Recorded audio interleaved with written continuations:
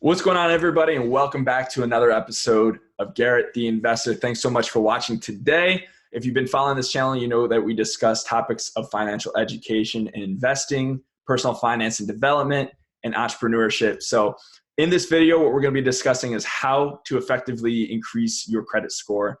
Obviously, credit score is unbelievably important. It's probably the most important number apart from your social security number and maybe your phone number. So let's kind of get right into it now. The topics of discussion for today is what is a credit score, what goes into your credit score, how to check your credit score, effects of having a good and bad credit score, and tips on how to raise your credit score. So make sure that you spend this time, watch this entire video. I'm counting on you because I know it's going to help you out. I put a lot of time, research, and effort into this video, making this PowerPoint, coming with the ideas, doing the research, doing the analysis on this. I'm really excited about it. Just definitely watch it all the way through to get the most value out of this video. Now, what is a credit score? Here is a definition of what a credit score is. It's probably the first one that popped up. A credit score is a numerical expression based on level analysis of a person's credit files to represent the creditworthiness of an individual. A credit score is primarily based on a credit report, information typically sourced from credit bureaus. Now, my definition of what a credit score is, it's essentially like your financial report card.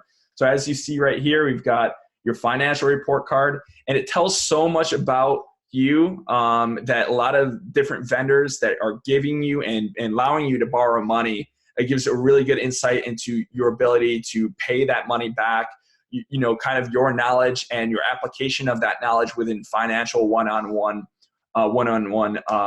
and and really it's your ability to save and be smart with your money. So let's kind of get right into it. Now, if you have a bad credit score or if it's not looking so good, I feel you there. I'll talk about my own personal experience with credit scores and the kind of different impact that it's made on my life. But don't give up.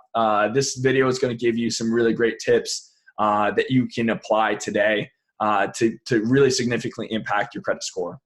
So if you feel like you're caught in a hamster wheel like this guy, I've been there. So I'm speaking from experience and I'm speaking from research that I've done.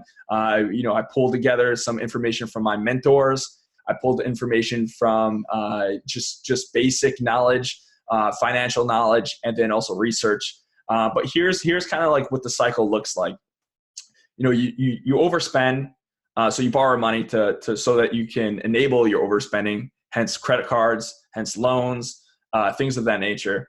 And then you can't pay, bills rack up, your interest starts to collect, you get late fees on top of that, you still can't pay, so then it goes to collections, your credit tanks, and then in order for you to buy necessities like potentially a car or a home to live in, that interest rate is going to be extremely high. Then you can't pay that, and then potential bankruptcy, things of that nature, and then the cycle kind of continues. So you get in this really vicious financial cycle, and I don't wish that on anybody. I've been there, I've done that, not the bankruptcy, but really a shitty, my language, but really shitty credit score, and it's not fun.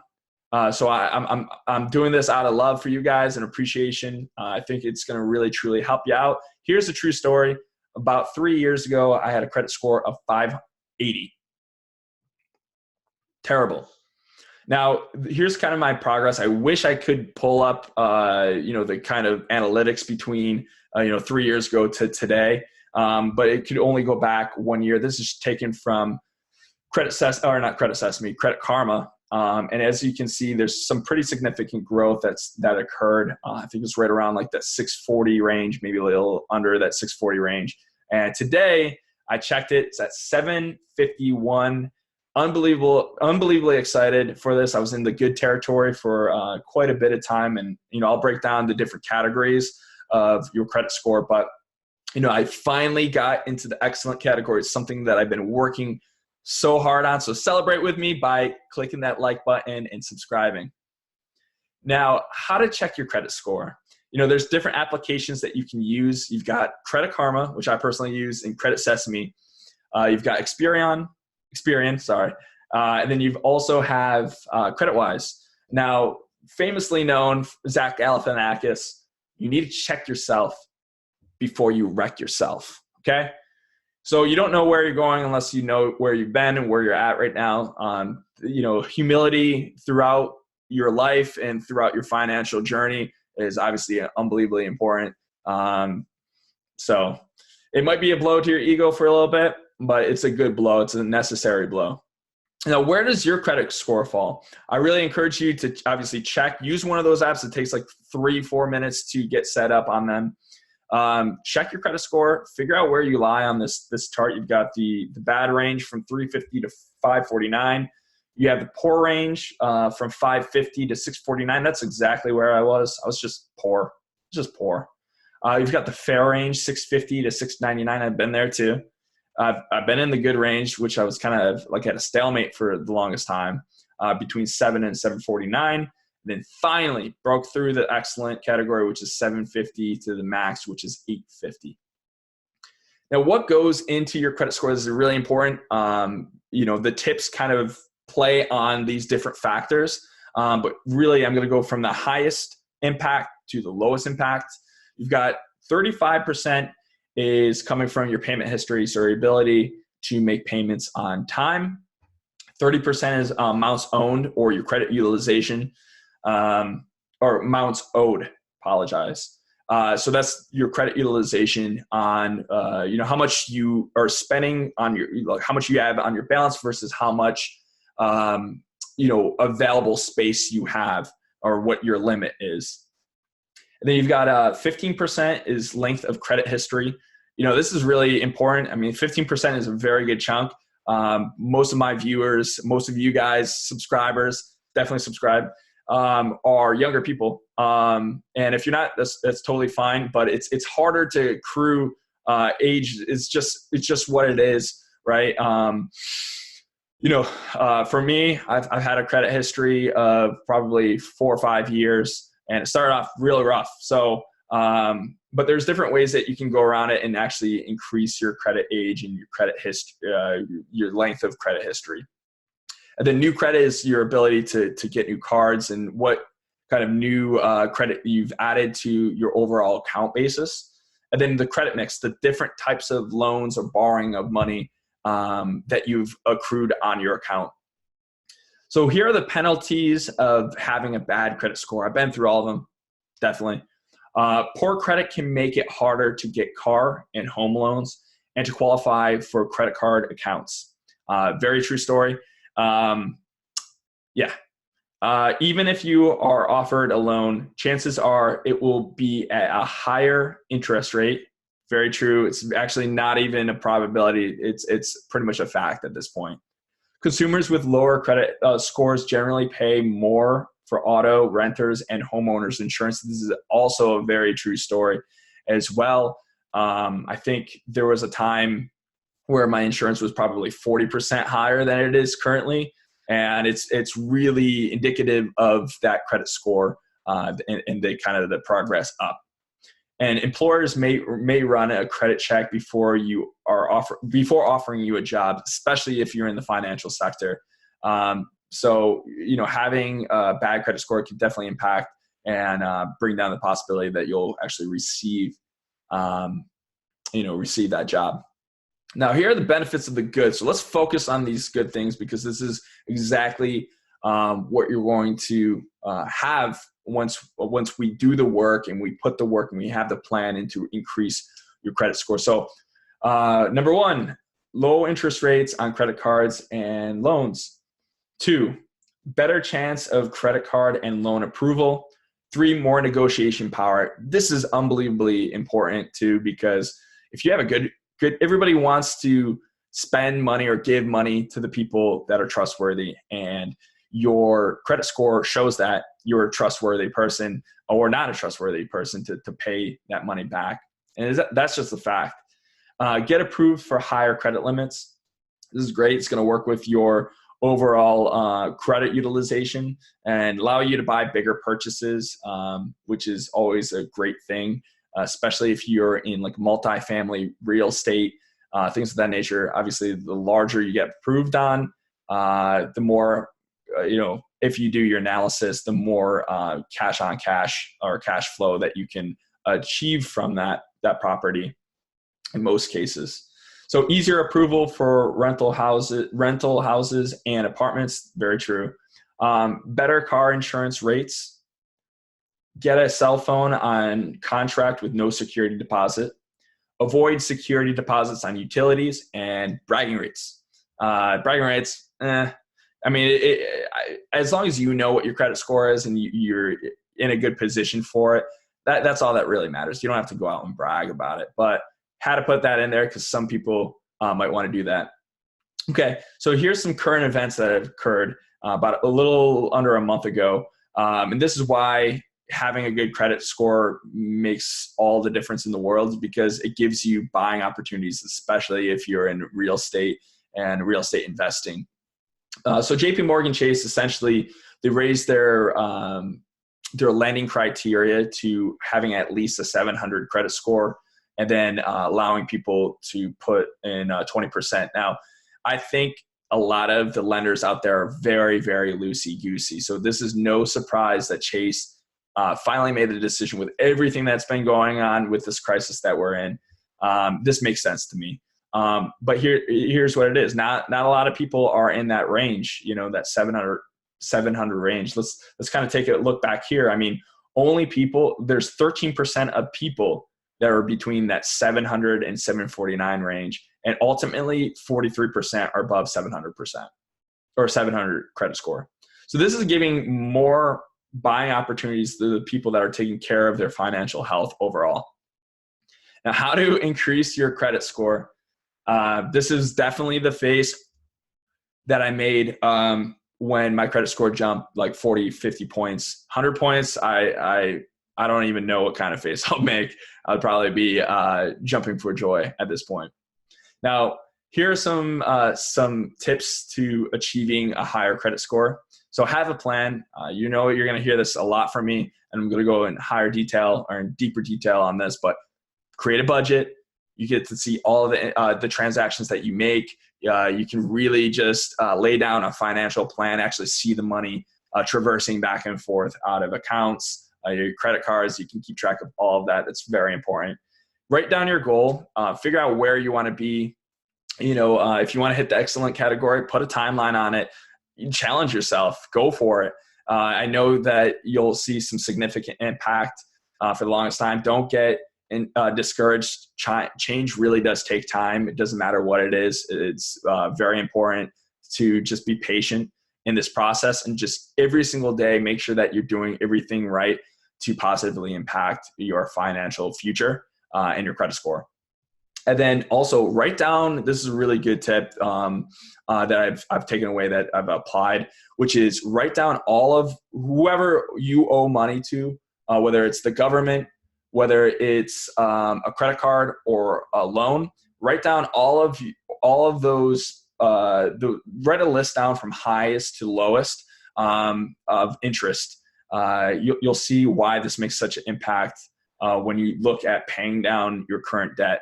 So paying down your current debt, what you really want to do is, now that you have that list of highest interest rate to the lowest interest rate, what you want to do is you want to focus on the highest interest rate card or loan first. Just attack it. Be like laser focused on it. There's a saying that says you can be a jack of all trades but a master of none. And what you want to be is a master of one. And that is focusing on that one card or that loan and just attacking it and making sure that you pay that down as soon as possible. So pretty much work from the highest interest rate to all the way to the lowest interest rate. Keep a running balance on every single card or loan that you have. Keep a running balance of $50.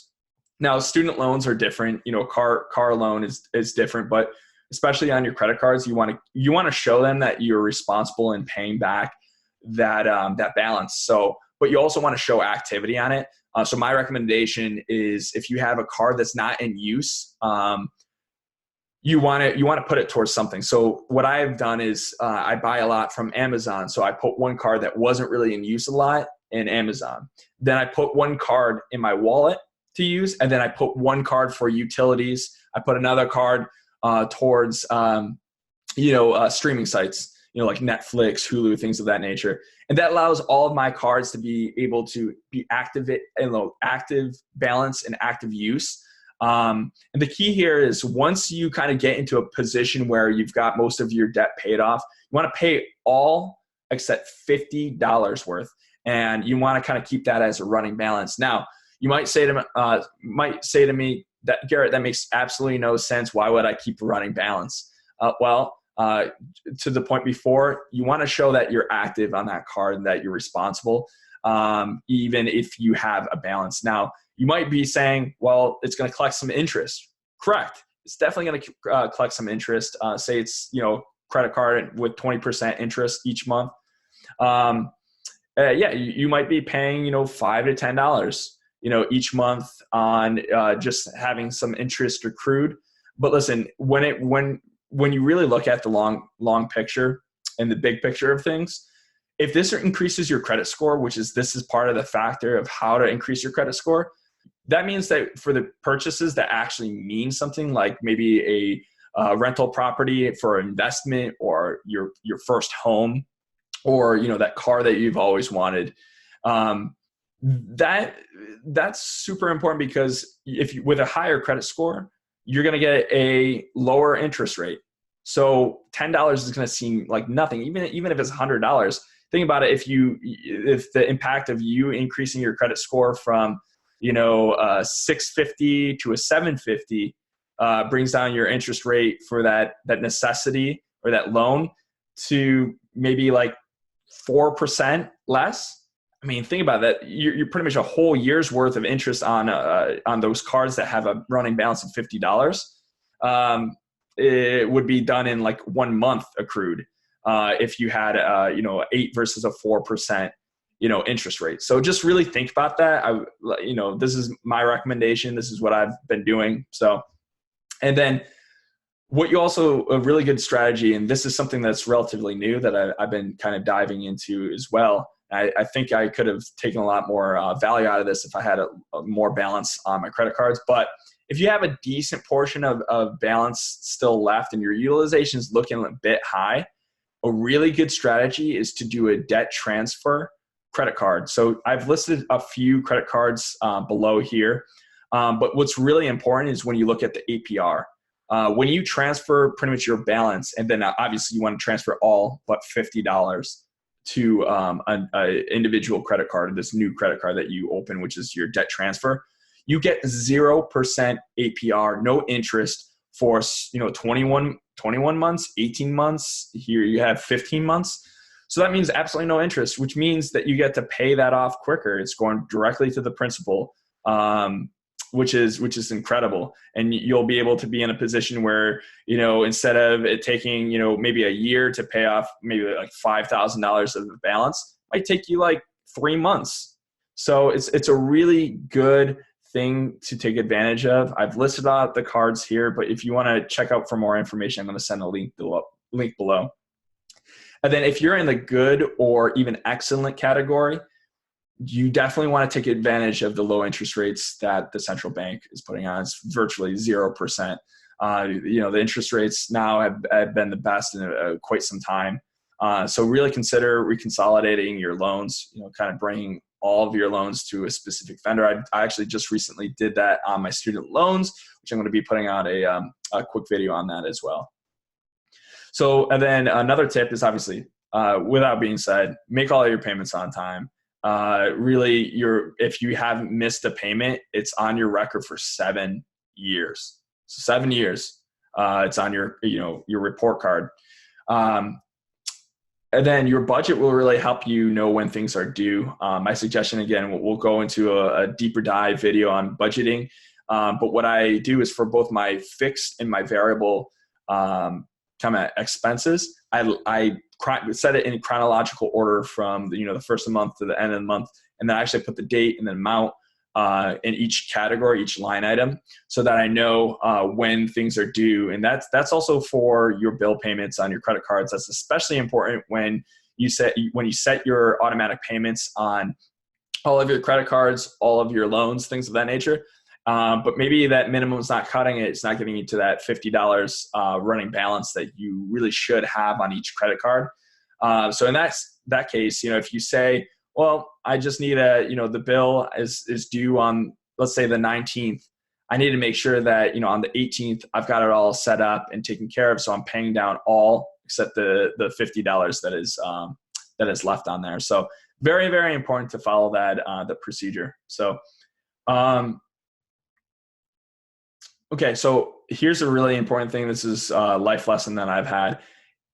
No matter where you have the automatic payments set up, if you change your credit card and say it's attached to a credit card, some sort of automatic payment, or say it's to a specific checking account or savings account, and you switch your checking or savings account, or even deposit or move your money around, make sure that you always update your wherever you're getting your automatic payments from different lenders. Make sure that you update your payment information, because this could really significantly impact your credit score as well.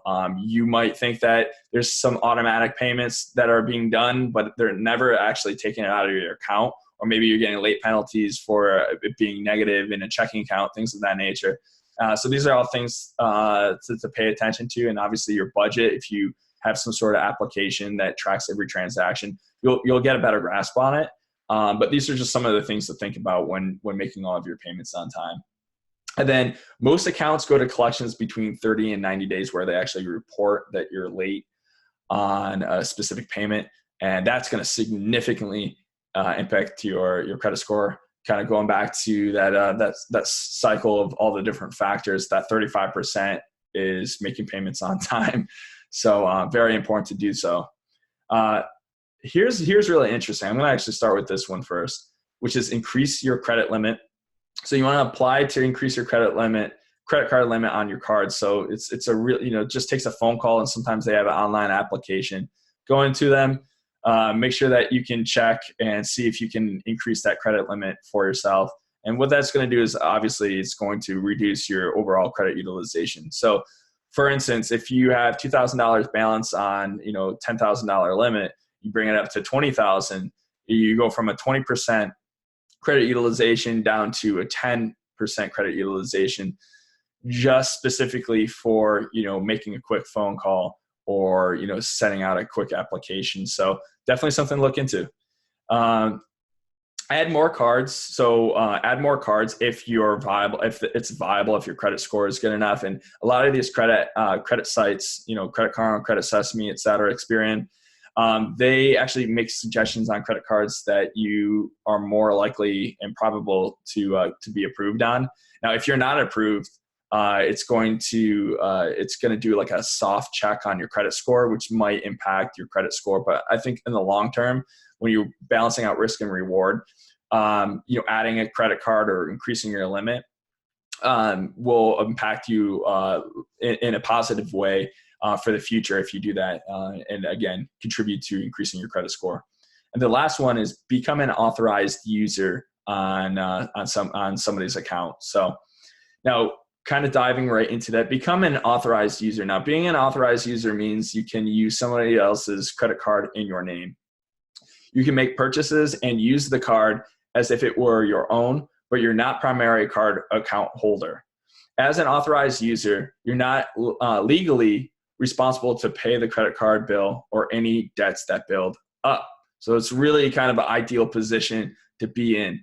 Now, you can impact the person who puts you on as an authorized user, and that's why this part makes all the difference in the world when going through this. So make sure that trust goes both ways. They trust you that you're going to make make the payments on time. You're going to do the right things. You're going to do everything in your power to increase your credit score. You have a plan. You have a budget in place.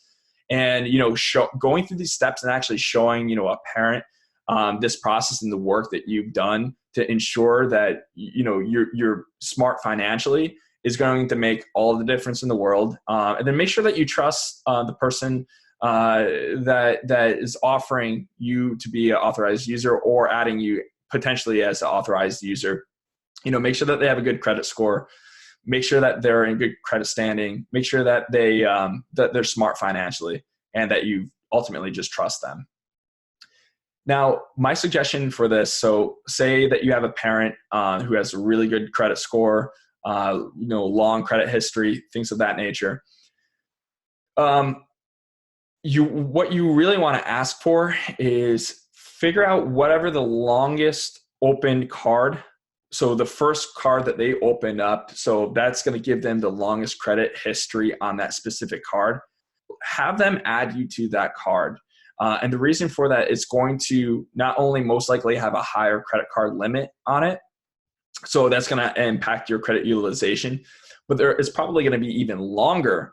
So that it's going to help the age history of your credit score, which is, I believe, 15 or 10% of the overall factors that we talked about before. And then obviously you want to get in the regular habit of checking your credit score regularly. So it actually is fun to do this process. So looking through your credit score, tracking your progress, this is really rewarding. Again, you got to check yourself before you wreck yourself, but more important than that, you have to know kind of where you're going. Make sure that the trajectory is on the right path. And I can guarantee if you follow these steps and these different tips, you'll be definitely on the right trajectory for the future. And it's just, overall, it's just good to check your financial pulse. Just, make sure that, you might forget one of these tips and have to come back to this video or, do some own research on your own. But you might forget, oh man, I haven't been doing that certain behavior for a while. So, if you're stagnant for a while, you can say, oh, is there anything that I can do going back to these tips? And you might realize that you might have not opened up a new card recently, or maybe you accidentally close out of a card, which you definitely do not want to do. Make sure that you keep all cards open, no matter, and make sure that they're in usage pretty regularly. And then obviously, guys, the goal is to get to an excellent credit score. I know you can do it. Follow these steps, ask me questions. If there's something that you're curious about, leave a comment below. I would love to answer them. I'm here to help. The whole reason for doing this channel and creating this video is to help you. So I really want it to be open dialogue and conversation. And if you're part of, if you're subscribed, definitely like. If you're not subscribed to this channel, definitely subscribe, because I'm going to be putting out a lot of content like this. But I thank you for watching all the way throughout this video. I'm going to leave you with a couple things. This quote is really great.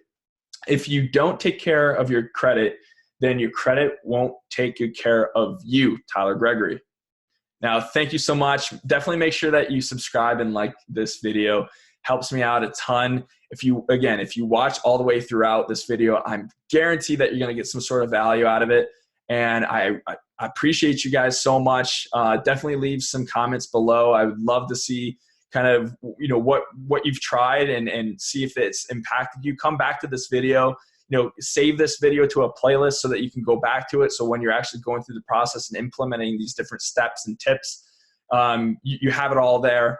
So that, hopefully in a year from now, your credit score can be fantastic in the excellent category, and if not better than that. And, I would love for you guys to come back to this video so that you can, do your own bragging rights and let me know how good and how much it's impacted your life. So thank you so much. Until next time, I appreciate everybody. Garrett the Investor signing off. Thanks so much.